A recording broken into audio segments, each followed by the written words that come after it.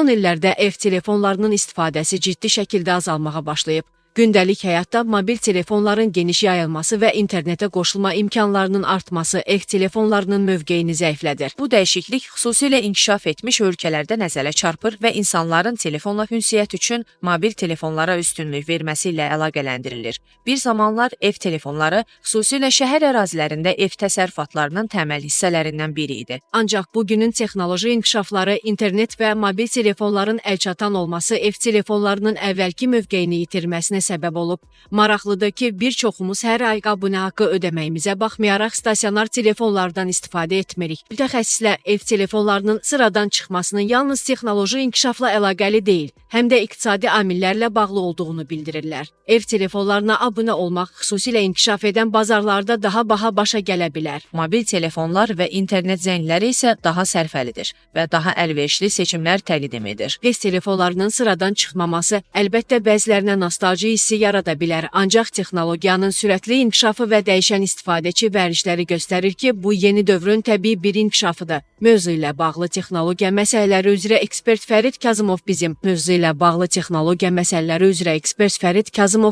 Videoya açıqlamasında qeyd edib ki, smartfonların müxtəlif funksiyaları, sosial media tətbiqləri, mesajlaşma proqramları və video zəng xidmətləri ev telefonlarını artıq lazımsız edir. İstifadəçilər bir cihazda bütün rabitə tələblərini qarşılamağa imkan verən bu telefonlardan hər vaxt istifadə etməyə üstünlük verirlər. Texnologiyaların bir xüsusiyyəti var ki, yeni gəldikdə köhnə sıradan çıxır. Hazırda müasir mobilliyin inkişafı nəticəsində insanlar stasionar telefonların istifadəsini əhəmiyyətli dərəcədə azaldıb.